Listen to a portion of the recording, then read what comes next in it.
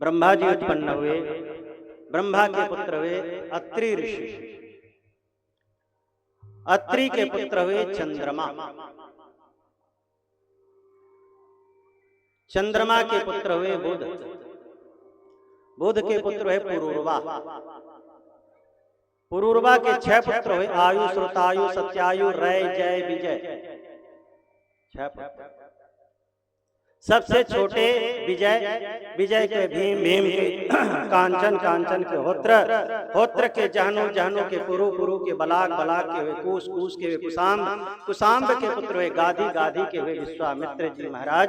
राम जी के गुरुदेव विश्वामित्र जी। बोलिए विश्वामित्र जी महाराज की। ये चंद्रवंशी है। आपने श्रवण किया था पुरूरवा के 6 पुत्र। सबसे छोटे के वंशावली में विश्वामित्र है। सबसे बड़े पुत्र आयु, आयु के पुत्र हुए नहुस। नहुस राजा नहुस के 6 पुत्र हुए यति, अयाति, संयाति, आयाति, वियति, कीति। 6 पुत्र। सबसे बड़े पुत्र यति, यति ने सन्यास ले लिया, विवाह नहीं किया। तो दूसरे बेटे ययाति को राजा बनाया। ययाति के 5 पुत्र हुए, 2 विवाह किया इसने। एक शुक्राचार्य की कन्या देवयानी से विवाह किया इस राजा ने, जिससे 2 पुत्र हुए यदु और दुर्वसु। और विस्परवा दैत्य की बेटी जो शर्मिष्ठा थी, उसके गर्भ से इस राजा के 3 पुत्र हुए अनु, द्रुह्यु और पुरु। 3 पुत्र हुए, अनुवंश, पुरुवंश और द्रुह्यु वंश, यदुवंश और तुर्वसु वंश। इतने 5 वंशों का विस्तार हुआ। अपने को काम है यदुवंश से, चंद्रमा के पावन वंश यदुवंश। महाराज यदु के 4 पुत्र हुए सहस्रजित, क्रोष्टा, नल और रिपु। 4 पुत्र। सबसे बड़े पुत्र सहस्रजित। सहस्रजित के जो वंश में लोग पैदा हुए वो है वंशीय नाम के क्षत्रिय कहलाए। है वंशीय। बड़े आतताई आतंकवादी सब थे, जिसका संहार परशुराम जी ने किया। यदु महाराज के थे सब। जब परशुराम जी ने संहार किया है वंश का, उस समय सहस्रार्जुन, सबका अध्यक्ष, सेनापति, नायक कह लो, जो कह लो, राजा,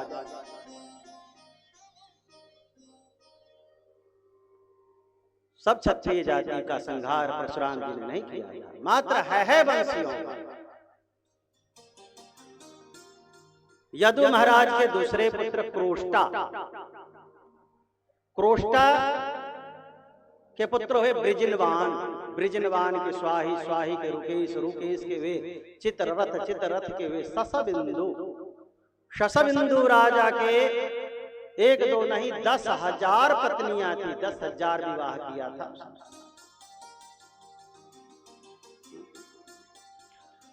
और 10,000 पत्नियों से राजा शशबिंदु के 1 अरब संतान थी, यानी 100 करोड़ उसके बच्चे हुए।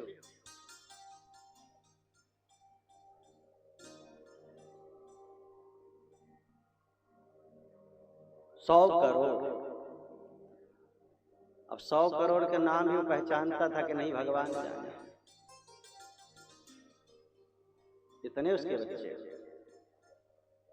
ये सब दिव्य बातें हैं, दिव्य कान से, दिव्य बुद्धि से ही अच्छी लगती है। बड़ा अजीब सा लगता है। किसी के 100 करोड़ भी बच्चे हो सकते।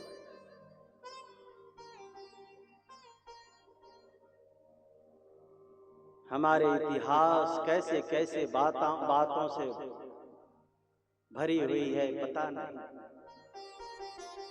जहां मन बुद्धि कुछ भी काम करने को तैयार नहीं, कोई कितना भी सर पटकले पर सोच भी नहीं सकते 100 करोड़ किसी के बच्चे, 10,000 पत्नी हैं, एक से तो लोग पानी पी लेते हैं, परेशान हो जाते हैं। 10,000 तो मच्छर शरीर पे बैठ जाए तो लोग प्राण त्याग दें।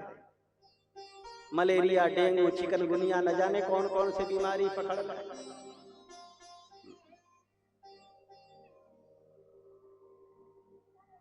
इसलिए तो कहते हैं ये दिव्य कथाएं हैं। इसलिए खोपड़ी ना लगाओ, श्रद्धा करो बस। करतुम अकर्तुम अन्यथा करतुम समर्था स ईश्वरः। वो भगवान कुछ भी कर सकते हैं, कुछ भी कर सकते हैं। अरे जो आसमान में नवग्रह को लटका सकता है, अंतरिक्ष में जो सूर्य 13 करोड़ किलोमीटर दूर होकर के हम सबको तपा सकता है, जला सकता है, जिसकी लीला ऐसी है कि 13 करोड़ किलोमीटर एक ऐसे सूर्य को बना दिया है जो इतने दूर से रह करके हम सबको जलाने की क्षमता रखता है। वो ईश्वर क्या नहीं कर सकता, वो सब कुछ कर सकता है।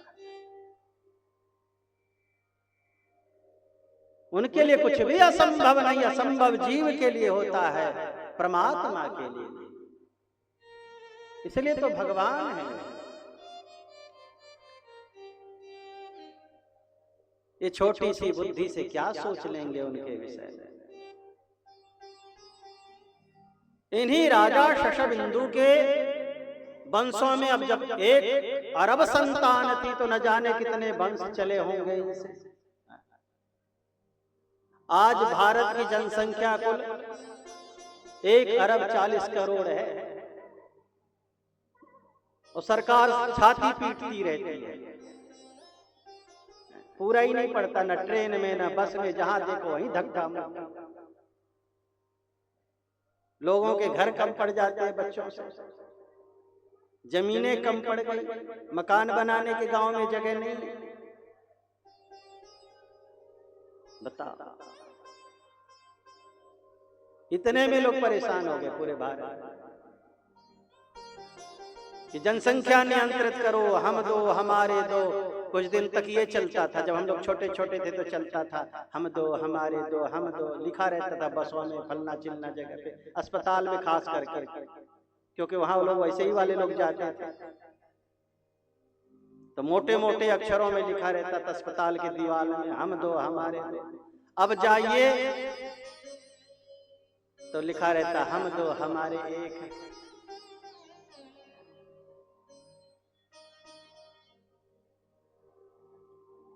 बड़ी स्थिति खराब है, क्योंकि लोग अकर्मण्य हो गए। पहले के लोग पुरुषार्थी होते थे।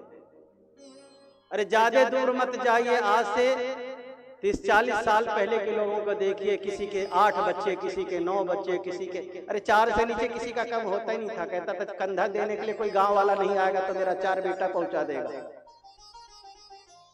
बरारी घाट।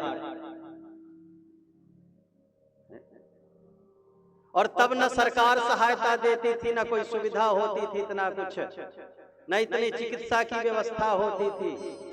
सरकार के नाम पर तो कुछ भी नहीं मिलता था।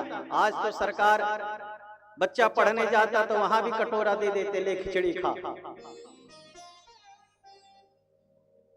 और लोग 9-9, 10-10 बच्चे को पाल लेते थे, उस समय पढ़ा लिखा लेते थे अपने मेहनत के बल पे। इसलिए सरकार कौन होती है कहने वाले कि तू बच्चा पैदा मत कर? कौन होता? तब के जमाने के लोग मारते नहीं, पीटते नहीं सरकार के नेताओं को। कमाकर हम खिलाते, हमारे घर में हमारा बच्चा रहता। तू कौन होता है कहने वाला? हम दो हमारे दो। अपने तो 9-9 बच्चे पैदा कर रखे, पब्लिक को उपदेश दे। पर आज सरकार इसलिए कहती है क्योंकि आपके बच्चों को स्कूल ड्रेस सरकार देती है, किताबें सरकार देती है, विद्यालय जाए तो वहां किताब सरकार देती है, खिचड़ी सरकार देती है, इसलिए उनको हक है, उनका मुंह बढ़ गया है कहने का। और जिनके आज भी बच्चे पर बच्चे हुए जा रहे हैं, उनके लिए उनकी भाप नहीं निकलती। सारे उपदेश हिंदुओं के लिए ही है। उनको पता है कि सब नियम हिंदू लोग ही पालन करते हैं। जहां कोई नियम ही नहीं है वहां वो चू नहीं बोलते। ऐसे ऐसे अहिंसावादी उपदेश करने वाले आए। ये वीरों की धरती रही है। पहले के राजा सबसे पहले हाथी पर बैठकर युद्ध के मैदान में जाता था कि पहले मैं मरूंगा, उसके बाद मेरी सेना मरेगी। अगर मैं लौट के आऊंगा तो सेना भी लौट कर आएगी, सेना मरेगी तो राजा भी मरेगा। ऐसा इतिहास हमारे देश का रहा।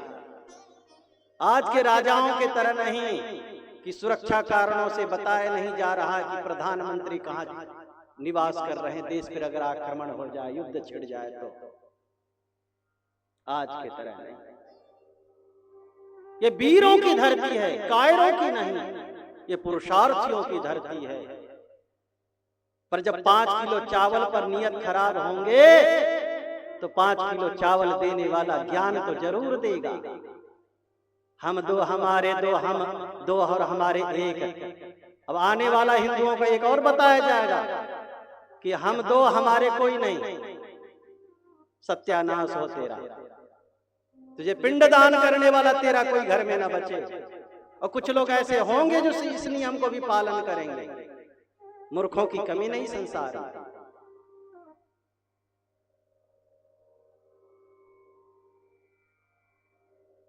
अगर हम दो हमारे दो होते तो बताओ, राजा दशरथ अगर इस नियम का पालन किए होते तो राम लक्ष्मण होते, पर भरत शत्रुघ्न कहां होता? नहीं होता।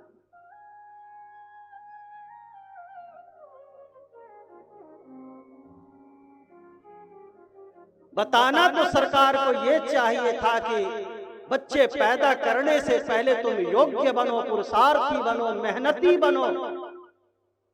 तुम अगर 5 बच्चा पैदा कर सकते हो, जन्म दे सकते हो, तो तेरी औकात 15 की लालन पालन करने की होनी चाहिए। इतने लायक बनो, ये कहना चाहिए। तुम करो कुछ नहीं। बड़े दुर्भाग्य, इसी का नाम तो कलयुग है प्रभु जी। हाँ,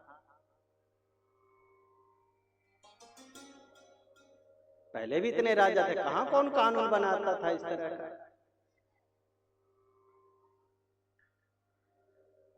बोलो राधे राधे।